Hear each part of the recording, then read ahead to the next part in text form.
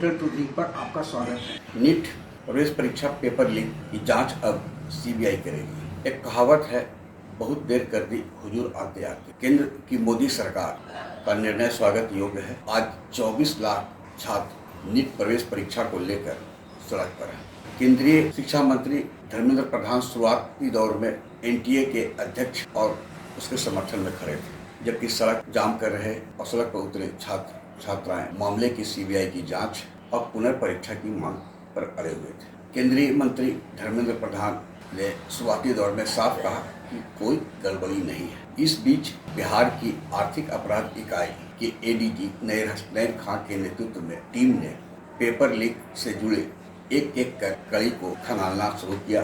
करीब करीब जांच का 80% हिस्सा पूरा हो चुका है।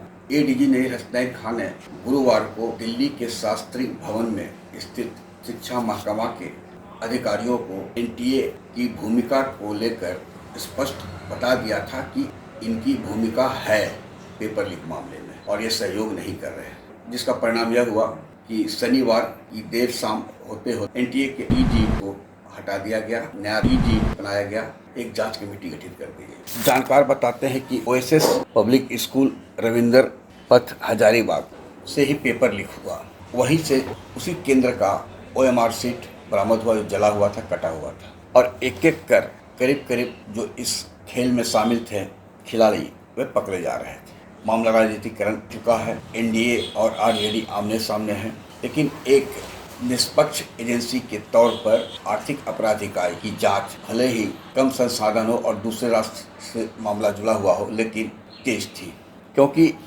ईओयू इस निष्कर्ष पर पहुंच चुकी थी कि ओएसएस पब्लिक स्कूल से ही पेपर आउट हुआ है, क्योंकि वहां जो पेपर आया वो वहीं रखा हुआ था परीक्षा के बाद भी, और प्रयास था कि उसे ट्रेजरी में न भेजकर एनटीए को दे दिया जाए। आर्थिक अपराध इकाई ने उस जले हुए ओएमआर सीट की जांच के लिए रविवार को दिल्ली के सेंट्रल एफएसएल लेबोरेटरी में भेजने का निर्णय लिया है। उम्मीद की जा रही है कि वो भेज भी दिया गया होगा। तो प्रथम दृष्टया गड़बड़ी कहां से हुई और उसके तार कहां तक फैले हैं, इसे एक एक कर जोड़ने में ईओयू सफल रहा है। साथ ही आर्थिक अपराध इकाई ने इस संबंध में जो लेन देन हुआ है वहाँ जिस बैंक से संबंधित है और जो पोस्ट डेटेड चेक मिला था, तो होल्डर कौन है, खाता के कितना ट्रांजैक्शन हुआ है, इसकी जांच के लिए बैंक से अकाउंट्स डाटा और पूरा उसका लेन देन का लेखा जोखा मांगा गया है। क्योंकि पेपर जो बैंक से लाए गए थे और सेंटर के बीच कोई क्रिमिनल गैंग इन्वॉल्व था, जिसने पेपर को लीक किया।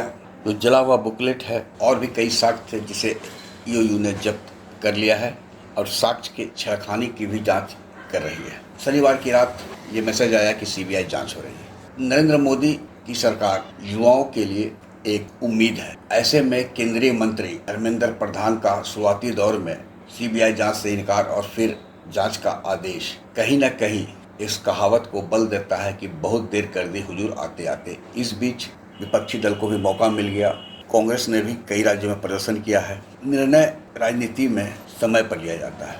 यहाँ एक मंत्री के कारण नरेंद्र मोदी सरकार की किरकिरी हुई। अब नरेंद्र मोदी के ऊपर निर्भर है कि ऐसे मंत्री जो हवा में बात कर रहे थे, आखिर क्यों सीबीआई जांच के लिए सहमत हुए, पहले उनकी क्या मजबूरी थी, उस दिशा की ओर भी जांच होनी चाहिए। यदि कहीं केंद्रीय मंत्री जिम्मेवार हैं तो इन्हें भी मंत्रिमंडल से बर्खास्त कर इनकी भी कार्यशैली की जांच सीबीआई के दायरे में लाना चाहिए, जिससे नरेंद्र मोदी की जो निष्पक्षता है और जो छात्रों के बीच उनकी उम्मीद है और वे जो मन की बात परीक्षा को लेकर छात्रों से करते हैं, तो फिर उन्हें कभी शर्मिंदगी का सामना न करना पड़े ऐसे मंत्रियों के कारण। चलिए, देर ही सही, अब सीबीआई ईओयू के जो अनुसंधान है उसको एक सिरे से पिरोकर अभियुक्तों को जो फरार है उन्हें पकड़ेगी और जल्द ही देश को असली मुजरिम का चेहरा और संरक्षण सामने लाने में सीबीआई सफल होगी, यह भी तय है।